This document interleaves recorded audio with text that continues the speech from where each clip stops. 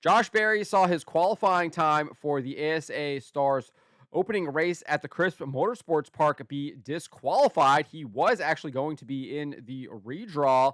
Unfortunately, he did not pass a post-qualifying inspection. This is over at racingnews.co. Josh Berry disqualified in a late model event.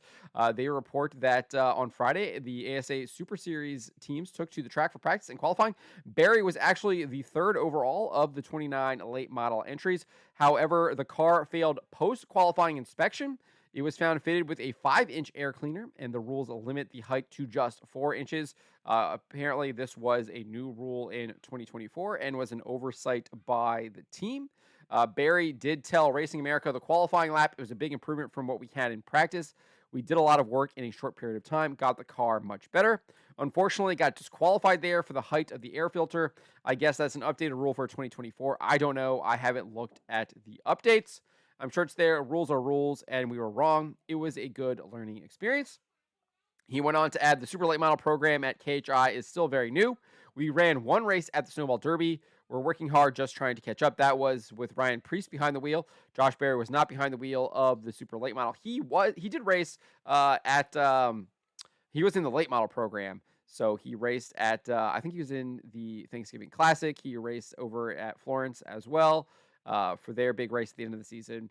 So he was working on a lot of the late model stuff, and Priest was in the super late model at the Snowball Derby. But he says it definitely is a pretty substantial setback. He'll have to start at the rear of the field. I think if we just be smart, we can get a solid finish tomorrow. I really enjoy coming and racing these cars. Just be a little more hands-on, learn and work on things. It's been a lot of fun. This is the type of racing that I've watched and admired for a long time.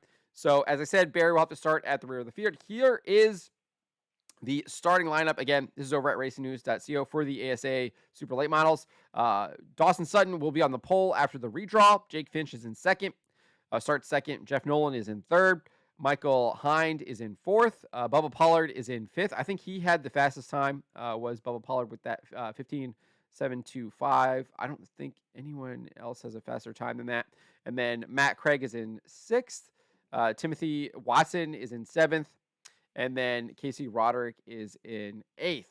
The rest of the lineup those were the cars that were in the redraw. And then the rest of the lineup is Derek Kraus 9th, Gio Ruggiero 10th, Cole Butcher 11th, Dustin Smith 12th, Stephen Nassy is in 13th, Brandon Jones 14th, Connor, I'm going to butcher this guy's last name, Okrejcik is 15th, Daniel Webster, Michael Goddard is 17th, Jake Garcia 18th, Billy Van Meter 19th, Michael Atwell in 20th, Colin Allman in 21st, Anthony Cataldi in 22nd, Tony Elrod 23rd, Steve Dorer in 24th, Stuart Dorer 25th, Dave Farrington 26th, and then Hudson Halder in 27th, and then Josh Berry starts at the end of the field in 28th. He had a qualifying time of 15.733. So obviously eyes are going to be on Berry. He had a really fast qualifying time. We'll see how well he does moving forward, how well he can navigate the field. And then I think there'll be a lot of eyes on Stephen Nassy and Bubba Pollard, especially after their run in at the Snowball Derby. We'll see if there'll be some drama between those two on the track and potentially off the track as well. I believe the racing coverage starts on Racing America at 1 o'clock Eastern time. So as I'm recording this, that's in 5 minutes. So probably by the time you see this, the racing program will have already started. But I think the ASAs will start later in the program.